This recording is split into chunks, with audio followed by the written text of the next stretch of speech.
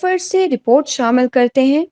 پاکستان تحریک انصاف جرمنی کی جانب سے سابق وزیر اعظم عمران خان کے معاون خصوصی اور اوورسیز فاؤنڈیشن کے چیئرمین مختوم سید طارق محمود الحسن کے اعزاز میں افطار پارٹی اور عشائیہ کا اہتمام کیا گیا۔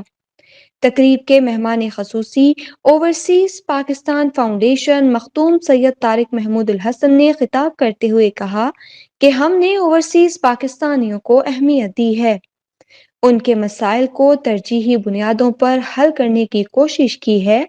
تاہم پاکستان کی بدلتی ہوئی صورتحال ہمیشہ مسائل پیدا کرتی رہی۔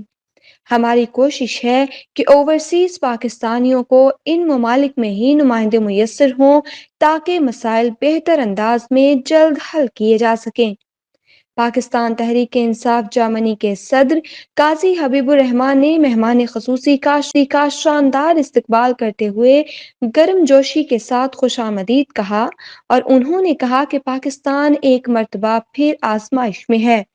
ملک کو ڈاکوؤں اور لٹیروں کے ہاتھوں میں سونپنے کی کوشش کی جا رہی ہے، جس کی ہم بھرپور مذمت کرتے ہیں۔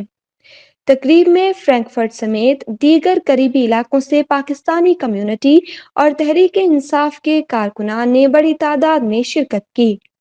اس موقع پر پی ٹی آئی کے عہدیداران جویریہ مزمل شریف سمیت دیگر مقررین نے خطاب کرتے ہوئے کہا کہ عمران خان نے اوورسیز پاکستانیوں سمیت پاکستان کے نوجوانوں کو شعور دیا ہے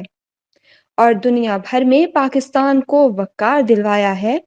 عمران خان کے ساتھ تجدید عہد وفا کرتے ہوئے احتجاجی ریلی نکالی گئی اور پاکستان میں ہونے والی نئی امپورٹڈ حکومت کے خلاف شدید نعرے بازی کی گئی۔ عمران خان کی حکومت کی برطرفی کے خلاف نعرے لگائے گئے اور سپریم کورٹ کے اس اقدام کو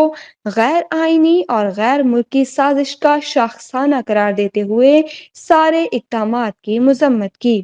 جو امریکہ کا یار ہے، امپورٹڈ حکومت نامنظور، امپورٹڈ حکومت نامنظور، امپورٹڈ حکومت نامنظور، امریکہ کا یار ہے، جو امریکہ کا یار ہے،